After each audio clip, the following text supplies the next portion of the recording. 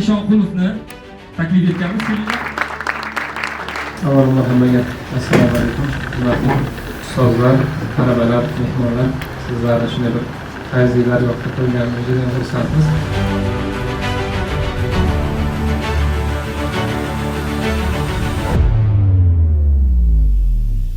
Mana u yer. O'rtasida qancha masofa bor? 150 million kilometr bor. Ikkita magnit deb o'ylayman, bir-birini tortishadi. Shunda olib kelib turib, bitta nuqtaga qo'yishdik. Mana magnitni qilib ko'rganlar bilan qanchalik qiyin. Endi undan qiyinroq narsa bor. Nima u desa, ko'payib o'zini o'qini atrofida aylanib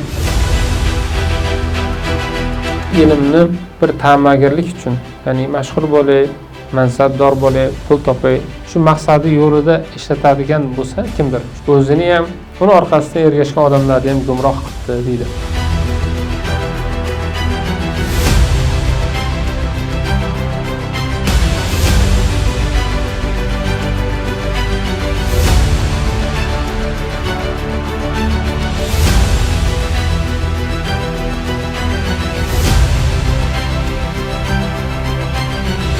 Kompleks bitta narsani shu zo'r ekan, mana shu model eng zo'r ekan deb turib, olib turib, ko'rani taqlid qilmas kerak. Ustoz hayotda kerakmi desa, kerak, albatta ustozsiz bo'lmaydi.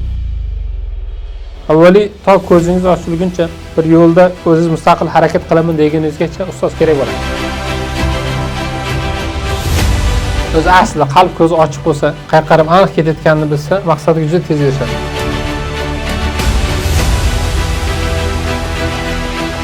Yusuf Hamadoniy Hazrat o'zlarining Hayot mezoni degan kitoblaridan tiriklik bu xotirjamlikdir deydi. Inson nima bilan xotirjam bo'lsa, o'sha bilan tirik deydi.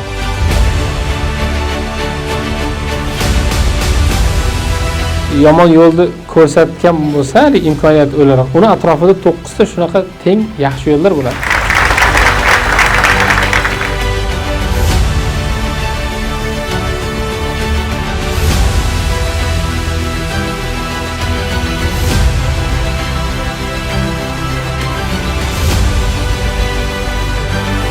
Va bitta odamni qalbidagi o'zgarish boshqa odamning qalbidagi o'zgarishga va harakatiga ta'sir o'tkazadi.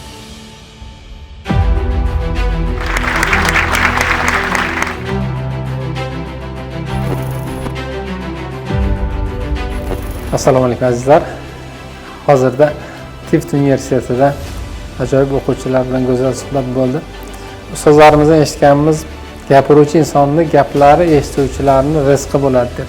Hozir juda ko'p endi tadbirlarda nutq deganmizki, lekin hech bunday to'lqinlanib, bunday bir yurakdan to'lib toshib gapirganimiz kamdan-kam eslaymiz. Bu nimani anglatadiki, bu yerda o'qiyotgan samimiy o'quvchi va ustozlarni qanchalik ilmga harisligi, qanchalik niyatlari xolisligidan dalolat. Men taklif uchun Tift universiteti rektori, rahbariyati va bu yerdagi ilmga haris o'quvchilar, talabalarga, barchalarga tashakkur izhor qilaman va kelgusida bu kabi uchrashuvlarimiz ko'p bo'lishligini tilab qolaman. Yuksalish maktablari hamda bu Tift universitetini o'rtasida memorandumlar imzolab, bordi-keldini uzoq yillar davom ettirishni taklif qilaman. Hurmat bilan Yuksalish maktablari, Yuksalish Lider akademiyasi asoschisi Muhammad Ali Eshonqulov. Rahmat.